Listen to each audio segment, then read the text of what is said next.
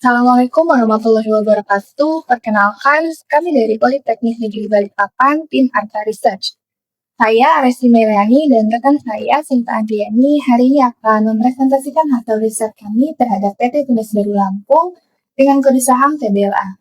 TBLA didirikan pada tahun 1973 dan merupakan bagian dari Sungai Budi Group. Perusahaan ini bergerak di bidang agribisnis, khususnya kelapa sawit dan tebu, serta pengolahan produk turunan lainnya. Dengan pengalaman lebih dari 50 tahun, TBLA telah berkembang menjadi salah satu produsen utama minyak goreng, gula, sabun, dan biodiesel di Indonesia. Operasional TBLA telah beroperasi di Lampung, Sumatera Selatan, dan Kalimantan Barat dengan dukungan fasilitas yang terintegrasi dari hulu ke hilir. Hingga tahun 2024, TBLA memiliki kapasitas produksi sebesar 255.000 ton CPO, 384.000 kiloliter biodiesel, dan 201.000 ton minyak goreng setahun. Selain itu, pabrik gula milik TBLA mampu memproduksi hingga 8.000 ton per hari. Hal ini menunjukkan bahwa TBLA tidak hanya memiliki skala produksi yang besar, tetapi juga memiliki daya saing dan dalam efisiensi biaya integrasi rantai pasokan. Dari kebun hingga menjadi produsen. Skala besar dan integrasi rantai pasok dari hulu ke hilir menunjukkan keunggulan kompetitif TBLA. Selanjutnya, berdasarkan analisis ekonomi global dan lokal, yang pertama secara global, harga minyak sawit mengalami lonjakan tajam selama 2014 hingga 2026 nanti dengan puncaknya pada tahun 2022 akibat gangguan pasokan dan menambahnya permintaan energi terbarukan. Meski begitu, harga diproyeksi stabil di kisaran 850 hingga 925 US dollar per ton. Indonesia tetap menjadi eksportir utama minyak sawit dunia dengan konsistensi ekspor di atas 26 juta ton per tahun dan impor sangat rendah, mencerminkan ketahanan industri domestik.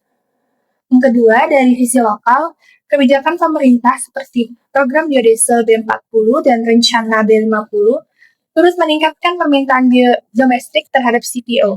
TBLA sebagai produsen biodiesel diuntungkan dari kebijakan ini. Selain itu, konsumsi minyak goreng per kapita di Indonesia yang mencapai 9,56 kg juga mendukung permintaan produk hilir TBLA di pasar domestik. Kemudian selanjutnya tinjauan industri dan posisi persaingan. Industri minyak sawit di Indonesia didorong oleh permintaan domestik dan global. Dengan kebijakan seperti B35 dan B40 yang sekarang diterapkan, meningkatkan konsumsi CPO secara signifikan.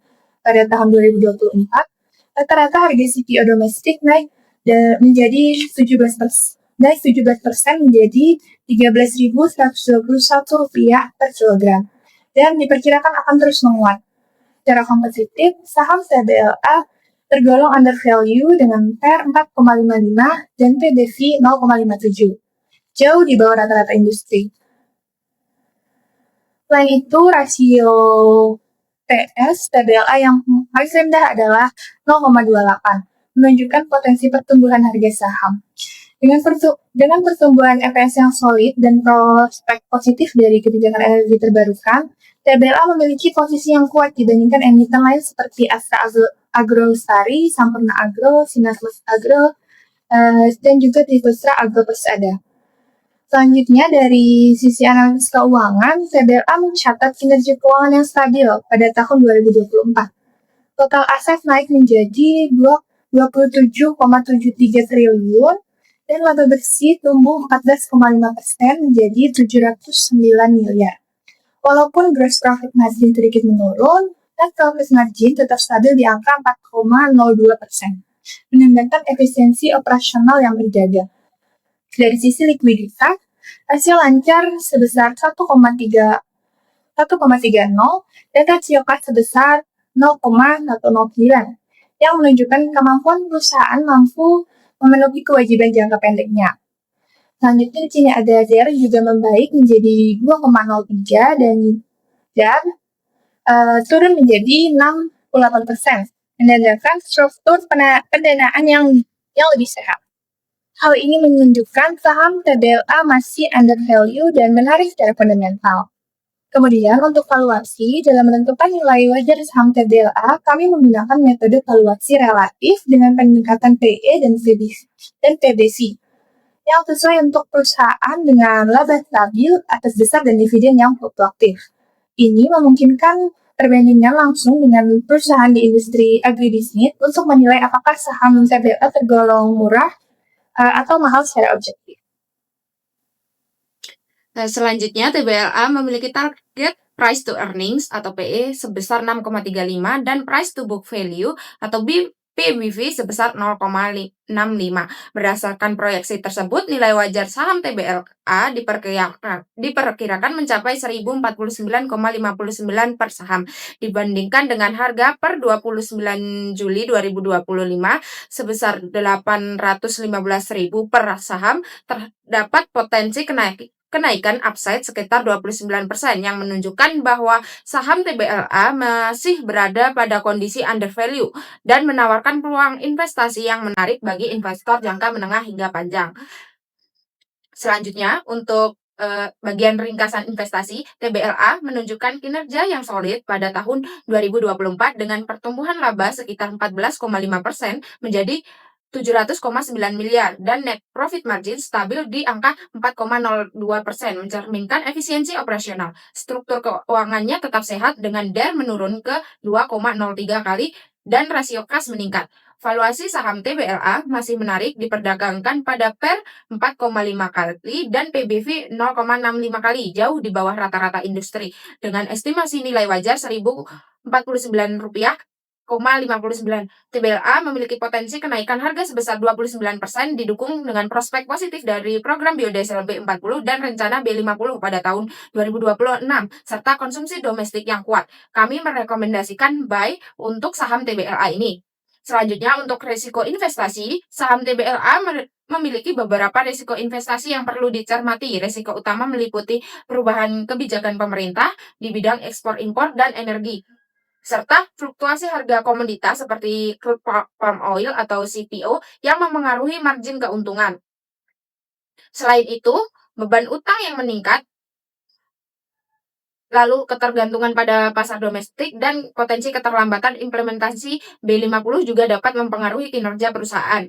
Faktor eksternal seperti cuaca dan iklim, persaingan pasar, serta hambatan operasional juga menjadi tantangan yang harus diantisipasi oleh TBLA. Namun, dengan strategi diversifikasi produk dan struktur keuangan yang kuat, membuat TBLA ini cukup tangguh dalam mengantisipasi risiko-risiko tersebut. Selanjutnya, untuk bagian tata kelola, TBLA atau Tunas Baru Lampung Tbk menerapkan prinsip tata kelola perusahaan yang baik atau GCG dengan menjunjung integritas dan transparansi. Struktur organisasi TBLA seperti Dewan Komisaris dan juga Dewan Direksi yang secara aktif mengawasi dan menjalankan operasional perusahaan. TBLA juga berkomitmen pada keberlanjutan dengan meraih sertifikasi ISPO untuk seluruh kebun di Lampung dan Sumatera Selatan.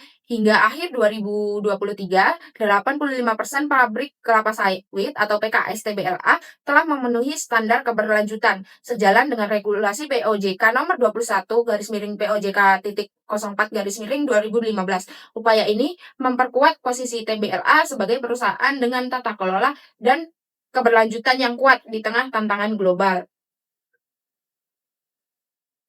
Presentasi ini merupakan bagian dari penelitian ekuitas yang disusun oleh tim kami, yaitu Arta Research dari Politeknik Negeri Balikpapan, berdasarkan data aktual dan juga analisis akademis. Kami berharap riset ini dapat memberikan wawasan strategis bagi investor dan menjadi kontribusi nyata terhadap pemahaman pasar modal di Indonesia. Sekian dari kami. Wassalamualaikum warahmatullahi wabarakatuh.